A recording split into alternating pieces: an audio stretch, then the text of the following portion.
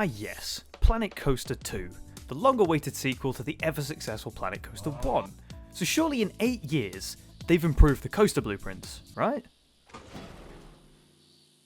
Yeah, so you know it, I know it, and I'm pretty sure Frontier does too. The blueprints in Planet Coaster 2 are okay, but we're going to make them better, because in this series, we're going to take some of the questionable designs Frontier have provided us with and turn them into something usable, and hopefully more survivable. To do this, I'm going to follow a basic set of rules, so as to avoid turning everything into a one-to-one Nemesis recreation. The layout must be as close to the original blueprint as possible, within reason. If the ride features an in-game element, it must be retained, but built custom. And finally, I'm not allowed to use any mods, and the track length can't be any smaller than 4 meter, just as Frontier intended. So without further ado, welcome to the Blueprint series. So in order to keep things interesting, I won't be choosing which blueprint we work on. That will be handled by the trusty number generator, which will pick a number between 1 and however many blueprints we haven't done yet, to determine the unfortunate task I'll be set. How fun. You might even be wondering at this point, why is this even needed? Well, if you've ever spent more than half a second looking at some of the layouts, you'll quickly realise just how deathly some of the designs really are. Take this innocent Vekoma blueprint. Yeah. So we're going to be doing a service by hopefully making a cool set of coasters for you to use which wouldn't set your guests 6 foot under. So let's begin.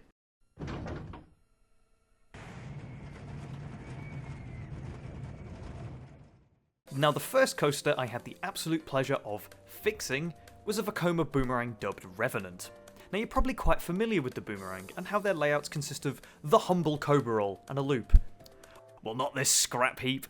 It has a Batwing and even a 0G roll, of all things. Gives on Monsoon Scramble a run for its money in lawsuits, doesn't it? Alas, I set out to try and fix the inherent design flaws within the coaster's layout and profiling. No less than this seemingly inconspicuous transition right here. Now it might look innocent to you, but this is responsible for the coaster's highest vertical G-force of 4.7. Doesn't sound too bad on the surface, until you realise it pulls that force instantly and is sustained for less than half a second. That's essentially the same as being hit by a car from underneath and then hit by another car to put you back in place half a second later. Sounds pretty bad, doesn't it? So let's fix it.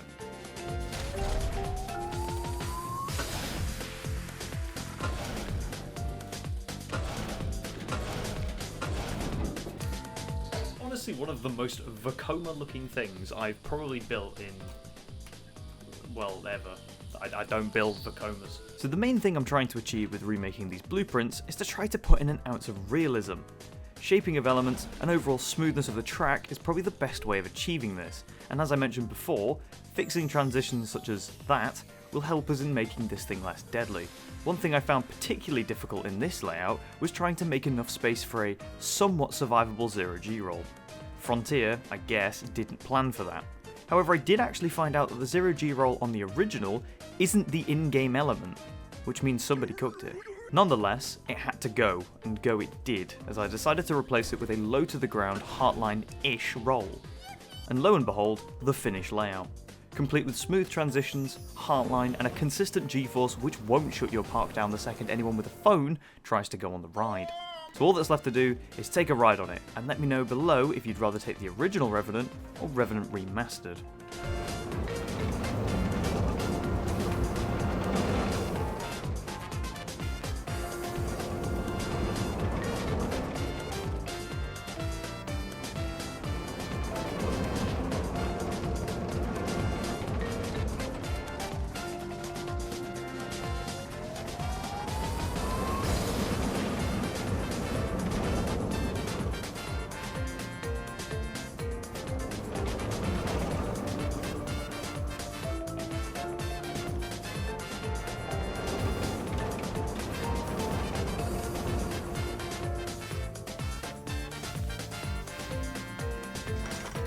Yes!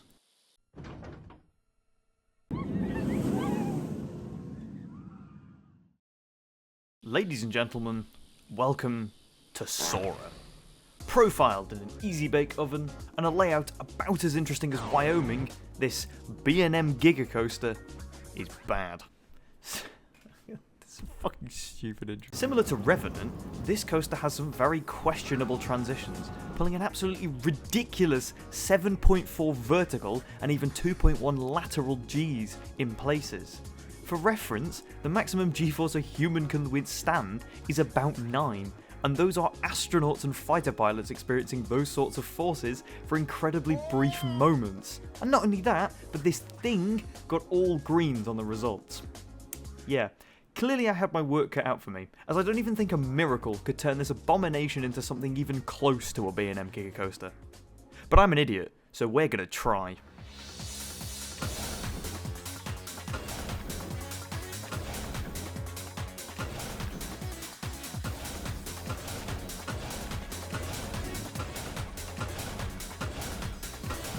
This is genuinely like if Giovanola got bored with Goliath and went, yeah mate, just give it to B&M and him to add 100 foot to it.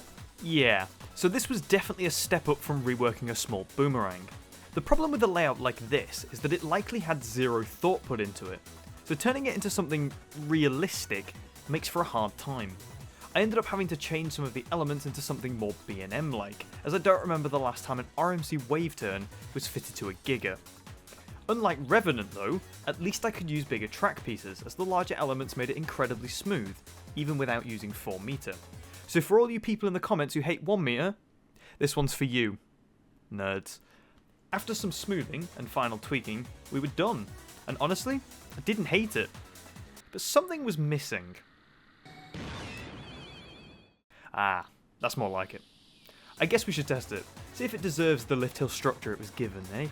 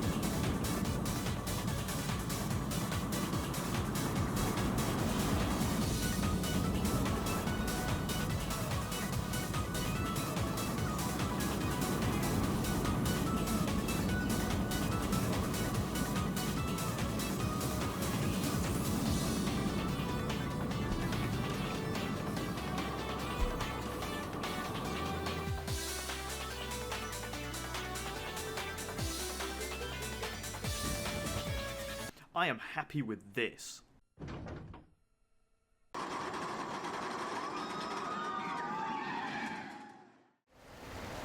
Well, I didn't think I'd ever be saying this, but this one's actually pretty good. Lobo is Frontier's attempt at a compact RMC, and it's not bad at all. Decent shaping, a layout with good flow, and smoothness, which, dare I say it, is actually pretty good. It's layouts like this that just made me wish a little more time was spent by the developers in crafting blueprint layouts for people to use. You can genuinely tell whoever made this actually took the time and effort to learn about RMC layouts and shaping. It's actually really solid. My work here will be a breeze then. The only thing I'll even really need to do is tweak some of the shaping, and possibly that pre-lift. It's a bit goofy, let's be honest. I'm a bit taken aback to tell the truth. Maybe Frontier has learned a thing or two in 8 years. But either way, we've got a job to do, and I don't really build RMCs, so this should be fun.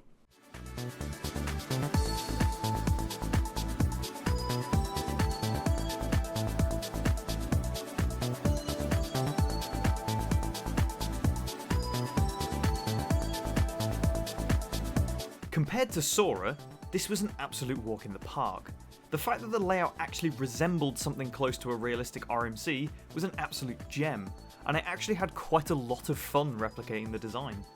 I did make some minor changes however, such as the last roll being at the same angle as the brake run and removing 2 of the ending hills in order to ensure that the layout was snappy and well paced. Overall, this was definitely the most enjoyable blueprint of the 3 to rework, and I'm really happy with the final product. However, there might actually be an argument against my design, seeing as I removed some of the ending to ensure that the pacing was kept more realistic. But you tell me, give it a ride and let me know which one you prefer.